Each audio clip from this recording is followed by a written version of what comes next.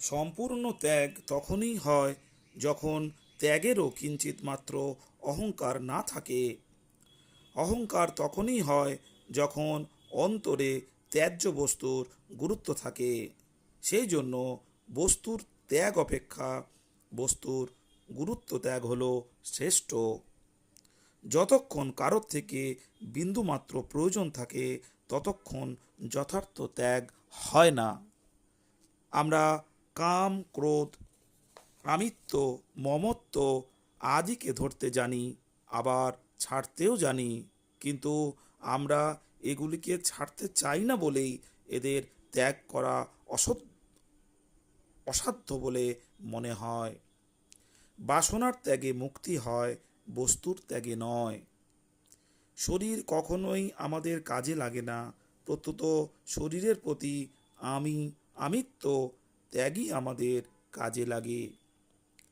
শরীর, সংসার নিজে থেকেই ছেড়ে যাচ্ছে, কিন্তু তাতে উদ্ধার হবে না।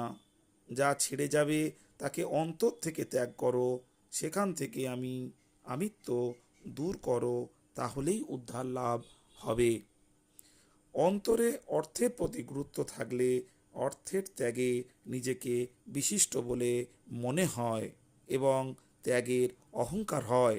অতএব ত্যাগের জন্য যে অহংকার ভাব উদিত হয়, প্রকৃতপক্ষে তাতে অর্থেরই গুরুত্ব প্রকাশ পায়।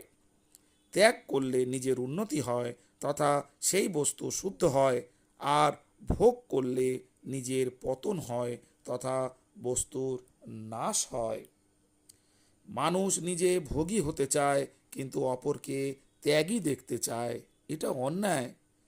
যদি ত্যাগীকে ভালো লাগে তবে সে নিজে ত্যাগী হয় না কেন? প্রকৃত ত্যাগ তাকেই বলা হবে যেখানে ত্যাগের মনোভাবেরই ত্যাগ হয়ে যায়। অর্থাৎ ত্যাগ করতে হলে আমিত্ব বিসর্জন দিয়ে ত্যাগ করতে হবে। বিন্দুমাত্র প্রয়োজনের জন্য ত্যাগ করলে সেই ত্যাগের গুরুত্ব থাকে না। শুনলেন গুণী শ্রোতাজনেরা, সম্পূর্ণ ত্যাগ কখন হয়?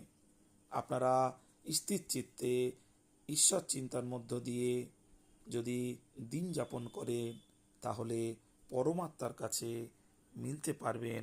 নমস্কার।